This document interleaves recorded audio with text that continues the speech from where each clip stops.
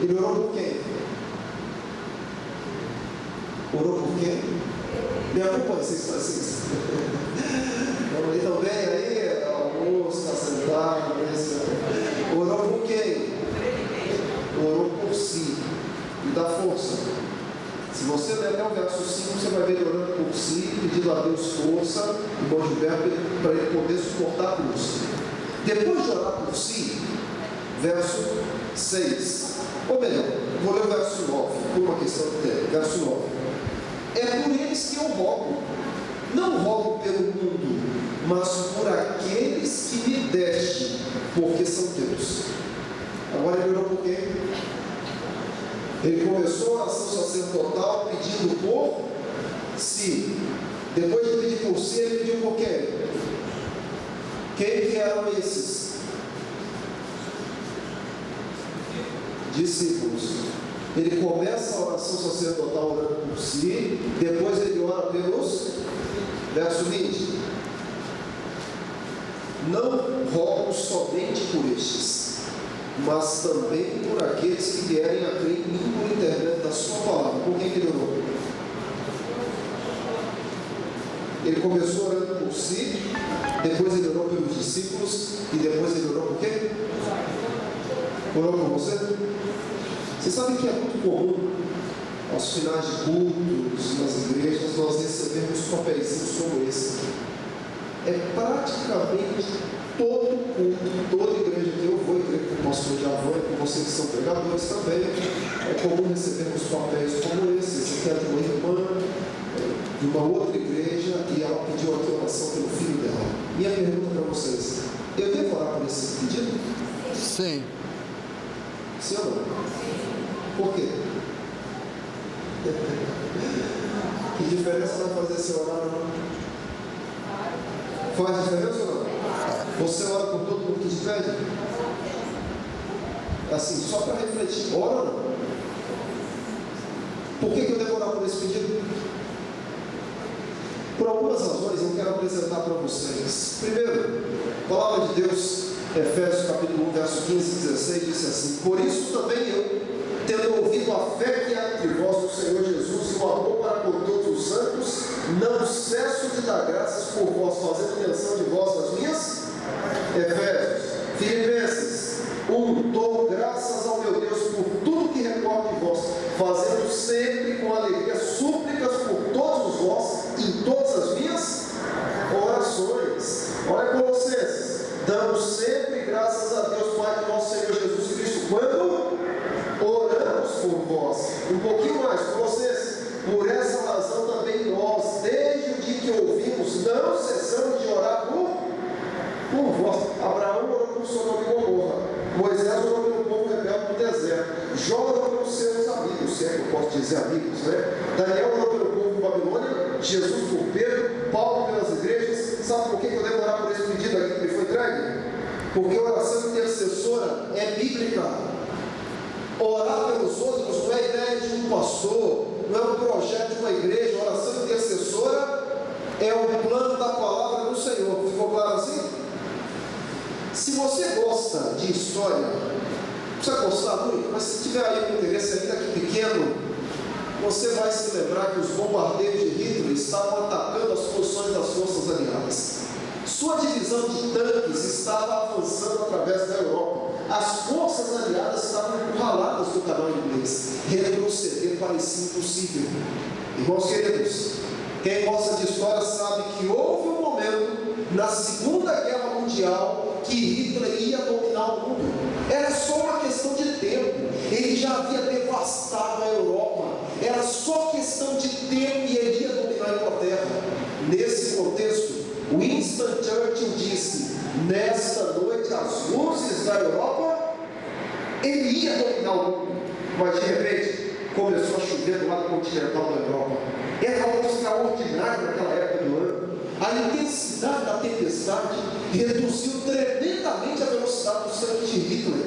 O manto de neblina que cobriu o canal inglês se ergueu. Churchill aproveitou aquela pequena oportunidade. Milhares de soldados aliados encurralados em Dunkirk foram evacuados.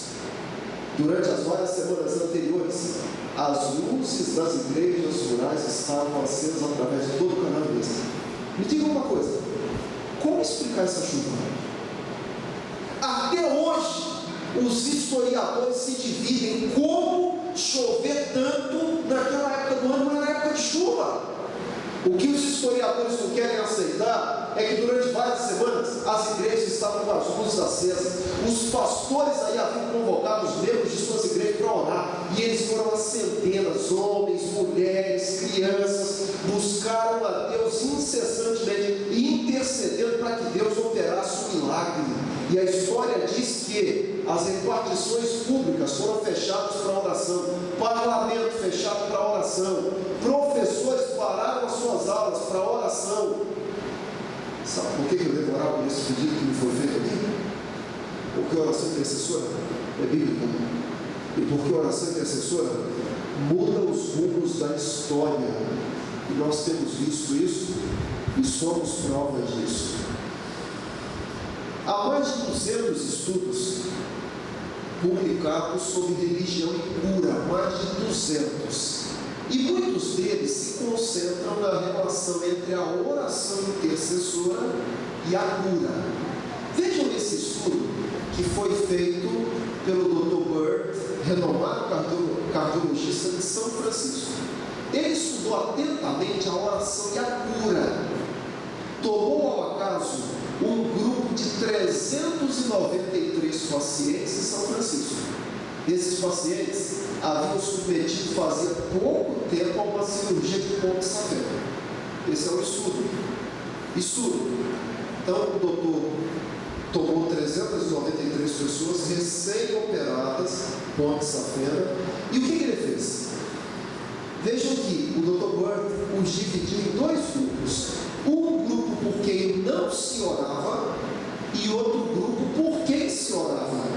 O grupo por quem não se orava não ficou sabendo que ninguém orava por ele, e o grupo por quem se orava também não foi informado que alguém orava por ele. Então foi um estudo secreto, ok? 393 pessoas, um grupo para lá, outro para cá. Por esse grupo ele não orou, mas não disse que não estava orando por eles. Por esse grupo ele orou, mas também não disse que estava orando. Então ninguém pode dizer que tudo que aconteceu ali foi resultado das endorfinas produzidas, porque as pessoas não sabiam que estavam sendo aí recebendo essas orações. O Dr. Bird então deu a um grupo de dedicados cristãos os nomes dos pacientes do grupo por quem se orava, que haviam passado pela cirurgia de ponte safena.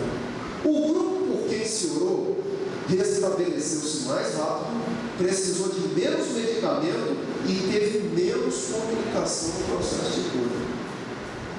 O grupo por quem não se orou precisou de mais consultas ao médico, teve mais complicações no processo de cura, precisou de mais medicamentos e teve mais. Sabe por que eu devo orar por esse pedido que me foi feito aqui? Porque a oração intercessora é bíblica. A oração intercessora muda os rumos da história, e a oração intercessora cura. Esse fato aconteceu com uma jornalista em Los Angeles. Não é uma história inventada, é um fato real. Numa noite escura, ela decidiu tomar um atalho para retornar à sua casa, andando por um caminho pavimentado de pedras e mal iluminado. Não demorou muito, ouviu passos atrás dela e começou a caminhar mais rápido. De repente, um estranho pulou sobre ela e começou a estrangulá-la com o seu cachecol. Ele também passou a rasgar a sua roupa. Naquele momento, quilômetros distantes, a mãe daquela mulher despertou-se de um profundo sono. Tinha uma forte impressão de que algo terrível estava acontecendo com sua filha mais velha. Essa mãe imediatamente ajoelhou-se ao lado da cama e começou a orar. Ela falou apreensivamente com Deus por 15 minutos, buscando sua proteção para a filha. Depois de constatar que sua oração havia sido respondida, voltou para a cama e dormiu outra vez. Enquanto isso, no caminho pedregoso, o assaltante para subitamente. A mulher veio levantar a cabeça por um instante, como se estivesse ouvindo alguma coisa, e ele sai correndo ladeira abaixo. A mulher e sua mãe estão certas de que Deus se apresentou como um fiel libertador por causa daquela. Por que eu devo orar pelos outros? Porque a oração intercessora é bíblica, ela muda os rumos da história. Oração intercessora cura e oração intercessora liberta. Alguém tem alguma dúvida disso? A mãe Agostinho orou pela conversão do filho. Inicialmente, ela não via evidência alguma de que o Espírito de Deus estivesse impressionando o coração do jovem, mas não desanimou. Ela colocava o dedo sobre textos da Bíblia, apresentando diante de Deus suas promessas, e clamava pelo cumprimento, como só uma mãe pode fazer. Sua profunda humilhação, sua fervorosa insistência e sua inabalável fé prevaleceram, e o Senhor atendeu-lhe o desejo do coração. Hoje também, Ele está pronto a ouvir as petições do seu povo. Pais cristãos, busquem ao Senhor zelosamente. Ele encherá seus lábios com argumentos e, por amor do seu nome, trabalhará ao seu lado pela conversão dos vossos. Sabe por que eu devo orar por esse pedido que me foi feito aqui? Porque a oração intercessora é bíblica, muda os rumos da história, cura, liberta e nos ajuda com os nossos filhos. Nos Estados Unidos, um dos campos de estudo que mais crescem é o poder da cura e da oração intercessora. Uma pesquisa recente revelou que 79 das escolas de medicina do país oferecem curso de oração. Já imaginou? Interessante que tem alguns cursos que, enquanto a pessoa passa por eles, não sei se vocês já perceberam, mas alguns cursos, enquanto a pessoa estuda, ela acha que é Deus. E quando termina de estudar, ela conclui que é. Vejam nos Estados Unidos, escolas de medicina dando curso de oração pelos pacientes. 79% das escolas aí oferecem, 79 escolas oferecem esse curso, né? Essa explosão aí foi nos últimos tempos, porque foi nos últimos 20 anos, né? Na década de 80, apenas 13 escolas ofereciam cursos assim. Vejam esse estudo. Pesquisadores médicos coreanos estudaram as taxas de gravidez de mulheres que se submeteram à fertilização in vitro e transferência de embrião. 219 mulheres entre 26 e 46 anos de idade foram inscritas sem saber do estudo para testar os efeitos da oração desse processo. Vejam o que aconteceu. Essas mulheres foram consecutivamente tratadas entre dezembro de 1998 e março de 1999 no hospital de Chai, Seul, Coreia. Os pesquisadores escolheram a experiência de fertilização in vitro e transferência de embrião, a fim de controlar o maior número possível de variáveis. Nenhum dos médicos era empregado de igreja, pastor, nada disso. Foi um estudo. Resultado: o índice de sucesso da fertilização in vitro na Coreia é de 26%. O grupo beneficiado pela oração quase dobrou para 50%. Além disso, a taxa de implantação do embrião saltou de 8% para 16%.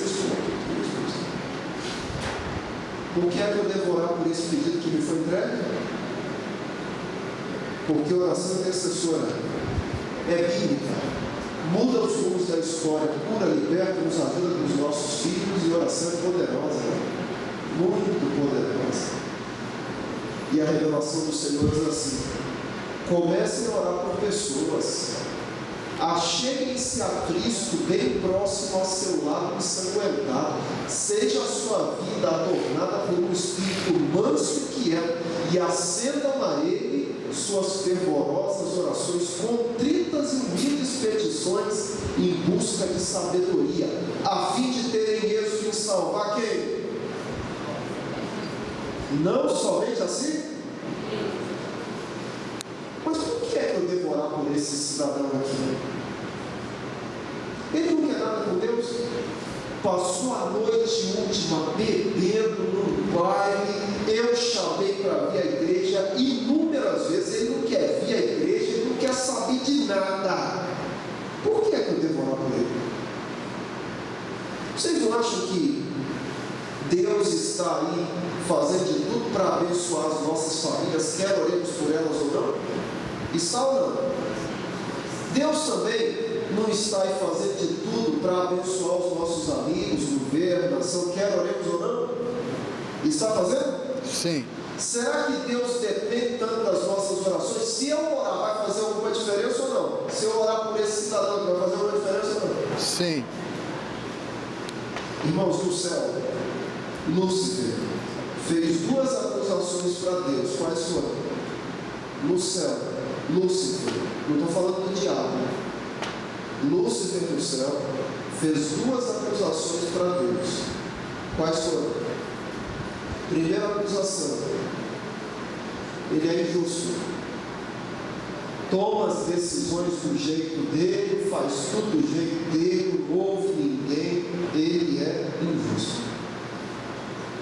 Segunda acusação: ele é um governador arbitrário, ele é um tirano. Se você pensar diferente dele, ele te mata. Entenderam as 2 acusações? Ele é injusto e ele é um tirano. Ele foi expulso do céu. O homem e a mulher foram criados no jardim do Éden, e Deus disse para o homem e a mulher lá no jardim do Éden: olha, vocês podem comer tudo que tem aqui, é tudo de vocês, só nessa árvore aqui não, porque se vocês comerem dela, vocês vão morrer. A mulher e o homem ambos comeram do fruto. O que o diabo disse lá no céu para os anjos? Não que eles estavam mais lá, mas o que ele disse? Se ele não matar os 2, ele é injusto, porque ele disse que se comesse, comeria. Ok? Se ele matar os 2, ele é um tirano. Quem faz as coisas diferentes do que ele pede, ele mata. E aí? Se não faz nada injusto, se faz alguma coisa tirana, o que foi que Deus fez então? Alguém tem que morrer no lugar dele. Quem vai morrer? Eu vou morrer. Irmãos, nós vivemos um grande conflito, uma guerra, e essa imagem exemplifica bem isso. Nessa guerra, a única pessoa que pode impedir Deus de atuar é a pessoa mesmo. Vejam bem, se Deus fizer por esse cidadão o que ele não quer, o diabo vai dizer assim: ele é injusto, porque o fulano não quer. Fulano só quer baile, festa e bebida, ele não quer, e o senhor está lá trabalhando na vida dele. O senhor não pode fazer isso, é um grande conflito. Mas quando eu oro por esse cidadão aqui, eu abro uma janela de atuação para Deus.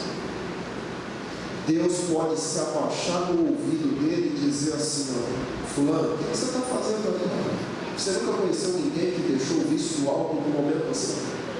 Ele estava lá, de repente ele sentiu uma sacudida e ele deixou.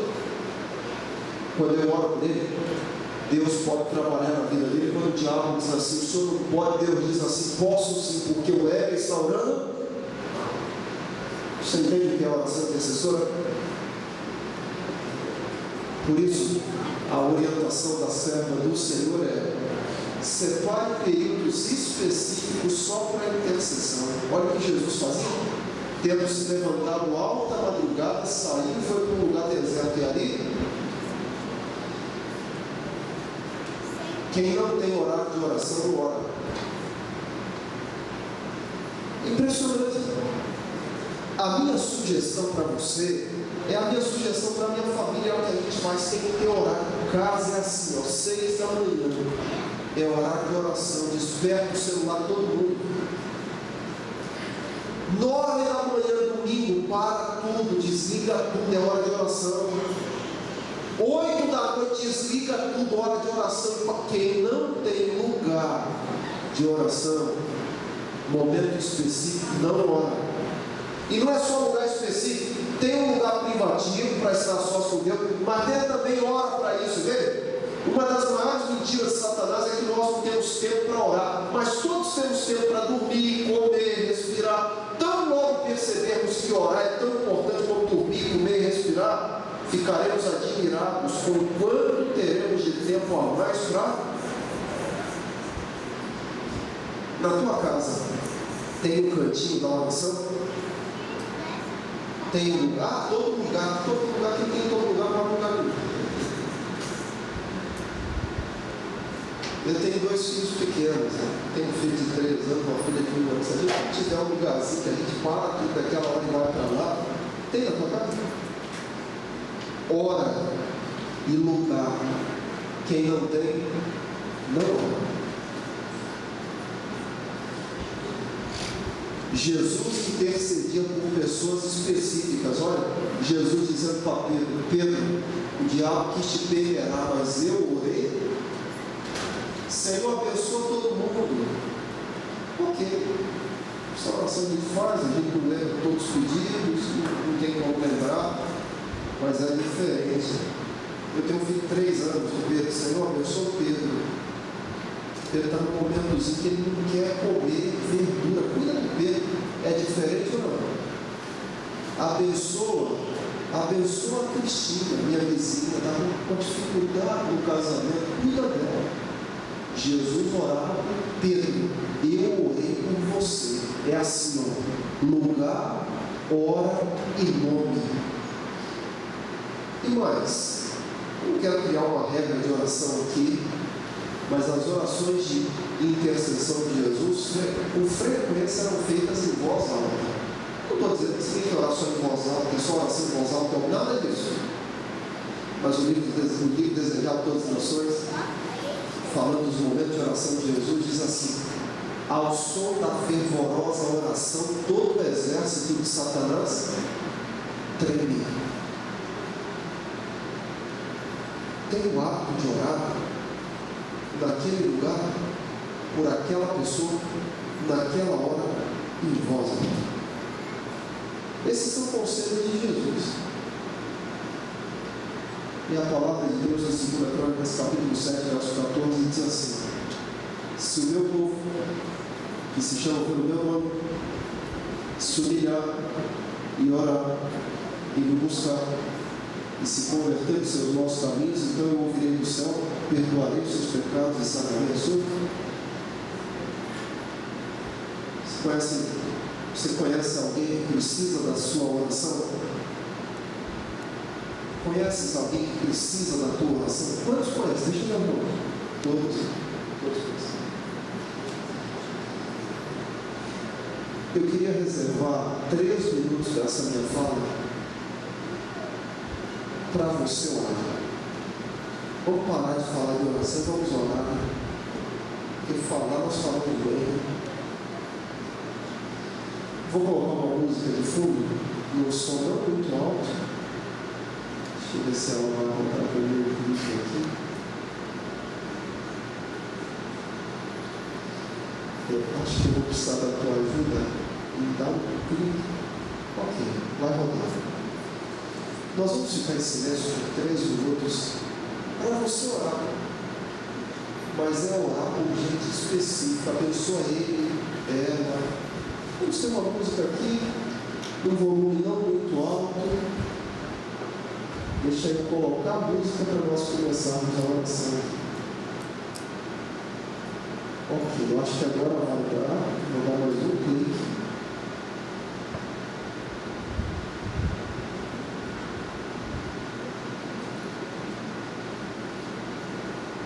Ok, vai sair o som. 3 minutos. Para você orar por gente específica, do jeito que você quiser. Ajoelhado, pé sentado, do jeito que você quiser. Esse é o nosso momento de oração.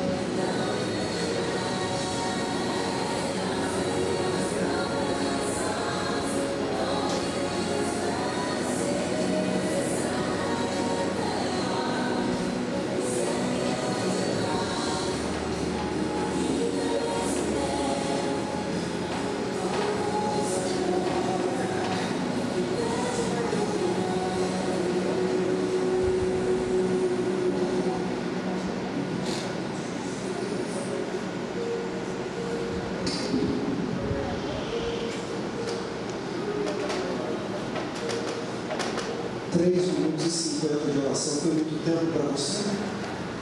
O pensamento de valor? Se sim, você não tem tido o hábito de orar.